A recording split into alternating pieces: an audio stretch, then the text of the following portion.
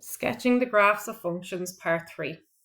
Sketch the graph of f of x equals minus x cubed minus 2x squared plus 5x plus 6. So we write out our function.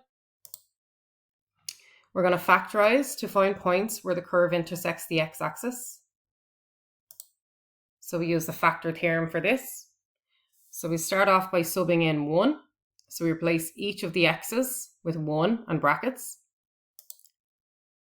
So we get minus 1 minus 2 plus 5 plus 6, which gives us 8. And 8 is not equal to 0.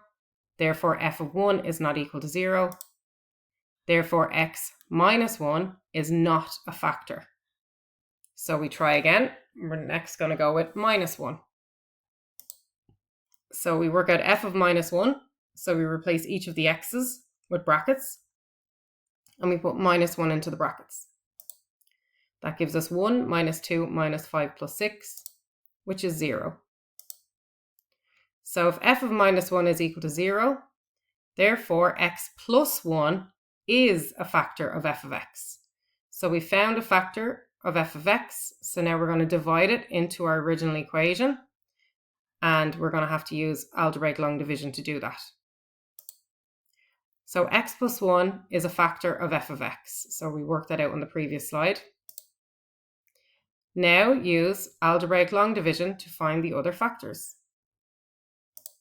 So we set up our bus stop. So we have minus x cubed minus 2x squared plus 5x plus 6 underneath our bus stop. And our factor, so x plus 1, is on the outside of our bus stop. So we take the highest power of x underneath the bus stop, which is minus x cubed, and divide it by the highest power of x on the outside, which is x. So we have minus x cubed divided by x gives us minus x squared. So that minus x squared goes on top of our bus stop. That's the first part of our answer. And next we're going to multiply minus x squared by our highest common factor, which is x minus 1. And multiplying, we get minus x cubed minus x squared. So now we're going to write that underneath the bus stop. So we're going to write that underneath here. So I'm going to highlight that to show you where it's come from. And next we are going to change the signs of the terms on the bottom. So since they're both minus, they're both going to become a plus. But the general rule is not that they always become a plus. The general rule is that they become the opposite sign. So they both become a plus, which means the cubes will cancel. And then minus 2x squared plus x squared gives us minus x squared. So minus 2 plus 1 gives us minus 1. So minus 1x squared, or just minus x squared. And we bring down the 5x. So next we repeat the process. We take the highest power of x under the bus stop, which is minus x squared. And we divide it by the highest power of x outside the bus stop, which is x. And we end up with minus x. And that goes on top of the bus stop. That's the next part of our answer. And then we multiply minus x by the highest common factor, which again is x plus 1. And we get minus x squared minus x, which we're going to write down underneath the bus stop. And I'm going to highlight that in blue. So again, we're going to change the signs of these two terms. So again, they both happen to be minus, so they'll both become plus, but that is not the general rule. The general rule is that they change to the opposite sign. So once we've changed our signs, our squareds are going to cancel, which was the whole reason why we changed the signs. And then we have 5x plus 1x gives us 6x. And then we bring down the plus 6. So then we repeat the process one more time. We take the highest power of x inside the bus stop, which is 6x, divided by the highest power of x outside the bus stop, which is x. And that gives us 6. So 6 goes on the top of our bus stop as part of our answer. And then we multiply that by the highest common factor, which is x plus 1. And then we get 6x plus 6, which goes underneath our bus stop. I'm going to highlight that in green.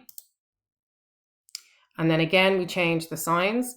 So since 6x and plus 6 are both plus. They're going to both become minus because they change to the opposite sign. And when we do that, both will cancel, so you're left with 0, which is what we want in this particular example. So minus x cubed minus 2x squared plus 5x plus 6 can be rewritten as x plus 1 multiplied by minus x squared minus x plus 6. So ultimately what we're trying to do is sketch the graph. So we want to further factorize this so that we can solve. So we don't need to further factorize x plus 1, but we do need to further factorize minus x squared minus x plus 6. So I'm just taking this down from the previous slide. I've not done anything new here. So we're going to multiply across by minus 1 so that that minus x squared becomes positive x squared. So multiplying x plus 1 by minus 1, I'm actually just going to stick the minus in front of it. But then I'm going to multiply in the minus 1 inside these brackets. So minus x squared times minus 1 is positive x squared. Minus x by minus 1 is positive x, and 6 by minus 1 is minus 6. So now we can factorize what's inside the brackets. Or you can use the minus b formula and solve. It's up to you. So factorizing, we get x plus 3 times x minus 2. So we're going to let y equal to 0 and then solve. So we have 0 equals minus times x plus 1 times x plus 3 times x minus 2. So solving for x, if x plus 1 is a factor, then x is equal to minus 1. If x plus 3 is a factor, then x is equal to minus 3. And if x minus 2 is a factor, then x is equal to positive 2. So now we know the 3 places where our graph crosses the x-axis. Remember, ultimately what we're trying to do is sketch this graph. Therefore, f of x, our function given in the question, cuts the x-axis at minus 1, minus 3, and 2.